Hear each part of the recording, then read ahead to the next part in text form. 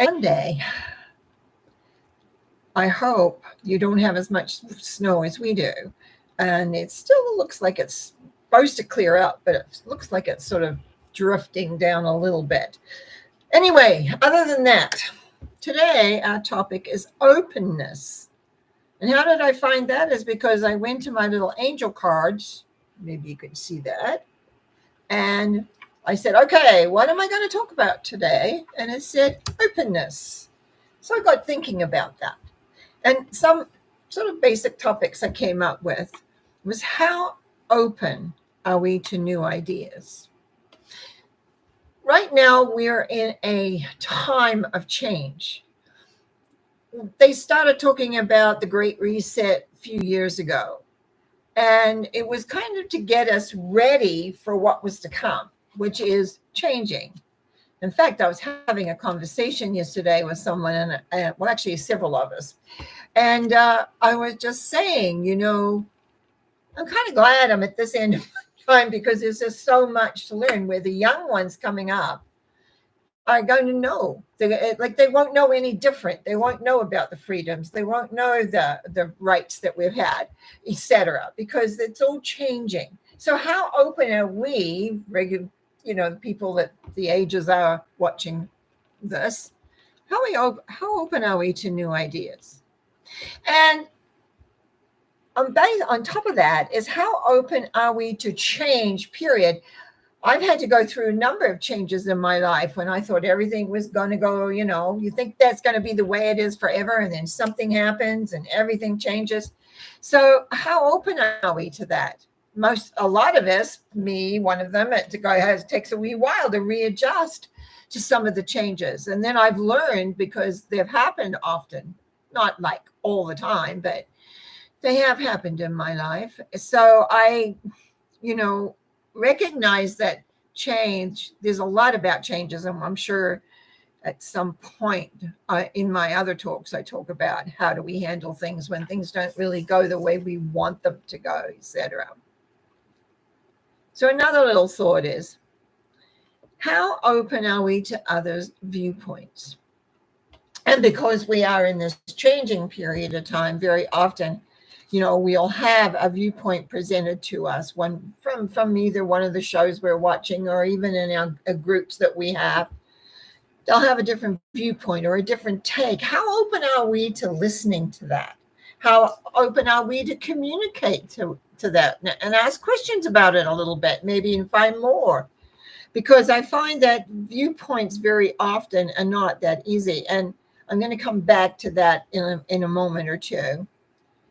The other one I thought about was how open are we to new or different experiences? I get very resistant at this point in my life. When I was younger, it was no big deal. But now I kind of resist one way or the other. It's too physical for me, or it's this, that, or the other. And it's like you get to be very often what people talk about, older people in the older generation. They don't want to make a change or things like that. I've always been actually received comments throughout my life at sort of how bold I am or how daring I am as the new ideas and new adventures came. And then unfortunately, lockdowns kind of changed a lot of that. But anyway, so how open are we to life? How open are we to experiencing spiritual experiences? How open are we to listening to guides or angels, depending on what you call them? Because names, there's different names for different things, but really, in a way, it's all pretty similar. It's what we're taught or how we feel comfortable talking about them. I've often talked about how I was taught in my sleep. Well, that certainly wasn't from a teacher in physical form.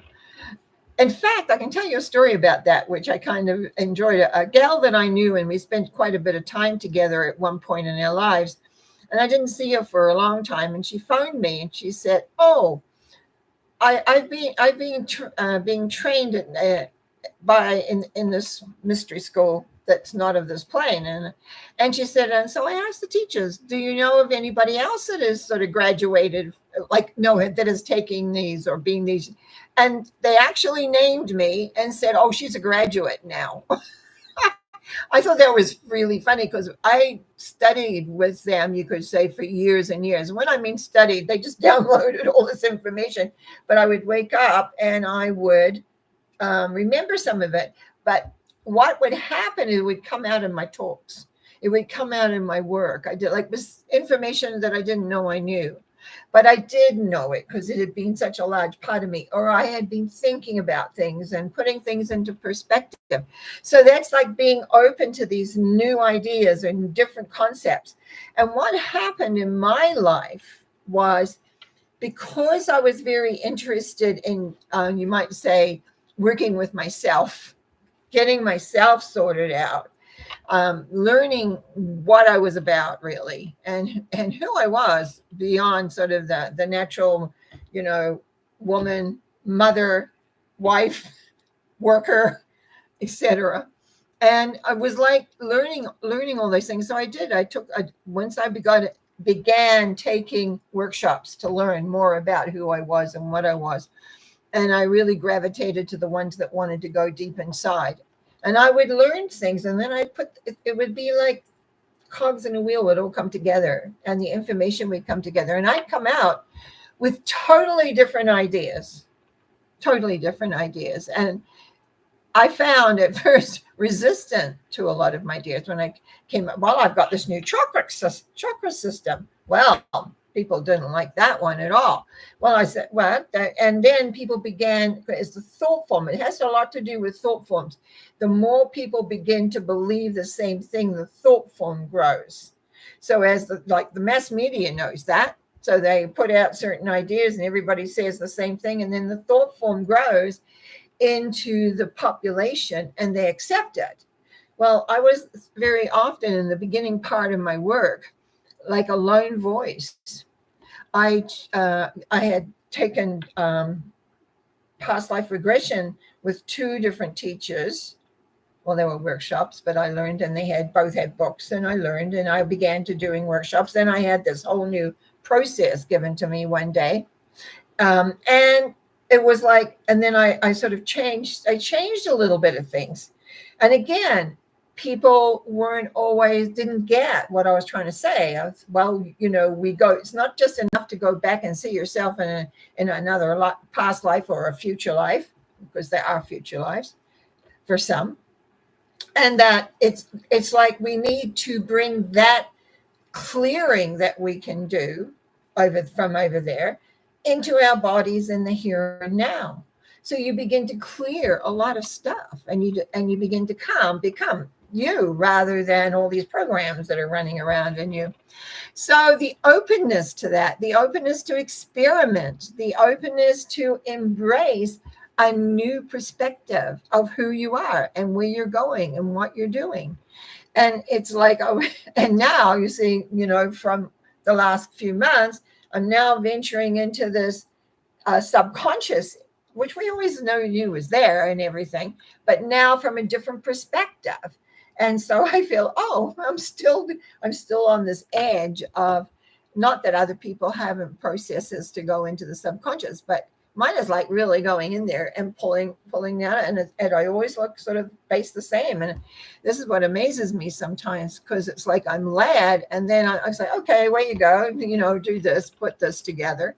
But what I found was, if people haven't done enough clearing work before, you just can't go right in there right away. It's like you got to clear out you might say the mud, the mix that's in there. Some of these the programs and beliefs and attitudes that we have. So it's like constant being open to newness, being open to new perspectives, being open to new ways. And, sometimes the hardest thing is to how do I want to say that? Is to listen to other people's viewpoints and just listen to them. Sometimes people need to voice things to see them. I'm a person that's like that. When I voice it, I can see it. In my mind, sometimes I don't see it as clearly, but as I move out, the words come out, It's like I can see it clearly, and I can see what maybe needs to be shifted or changed. So sometimes I could say this thing, and then about 3 weeks later, I might say that, because the thought is coming. I can see it in a different perspective. Growth is not like a straight line. Growth doesn't, we're talking about personal growth now. But it's like, it's not just in a like, okay, A, B, C, D, E. If I do all these affirmations, or if I do this visualization, if I do my yoga, if I do this or do that, it's not just that. It's being open to new variables. It's being open to new concepts. It's being open to new ideas. And maybe it's your routine doesn't change or anything. It's in here to have your mind to become open, because it's very important to respect others and their viewpoints. You may not like their viewpoints, but you can at least respect their viewpoint, because that's where they are at. And sometimes when we progress, other people's viewpoint, it's almost like you can see on the, let's say if you had a ruler, you can see where they fit, where they go. And that's okay. It's an acceptance of everything. But that's a talk for another day. In the meantime, just sit back and just observe. How open are you? And when do you shut down? When do you just say, oh, and it's okay to accept this person has a whole different viewpoint. I have a whole lot of different viewpoints from people. But my path is being different from most people. So that's okay. The idea is to be open to listen, and maybe it will aid and help all the things that are going on. So openness, be open. So in closing, I really want to thank you for those that listen, those that support. Your comments, your subscribing to the channel, and it just really, really helps. And I just want to remind too that I do have a monthly newsletter, which has specials sometimes, well, most times actually, and other information in them. And you can sign up for that through my website, normacowie.com. Also, tomorrow night's Monday is mental mind treatment. So it's, if you haven't come and listened, it's really good just to be aware. And sometimes we all have similar issues, but to watch to see what comes up on those. And then, of course, Wednesday is Norma Talks Metaphysics. And I'll be back for all those. I hope and trust you will have a happy, wonderful day. And before I leave, Maggie G was on this morning, so thank you. And thank you for my happy day. Yes, it is a happy day. I was going to go out this afternoon, but I think I'm going to wait till tomorrow and some more of the snow is dissipated. Anyhow, blessings. Have a good day. Have a good week. Have a good month. See you. Bye now.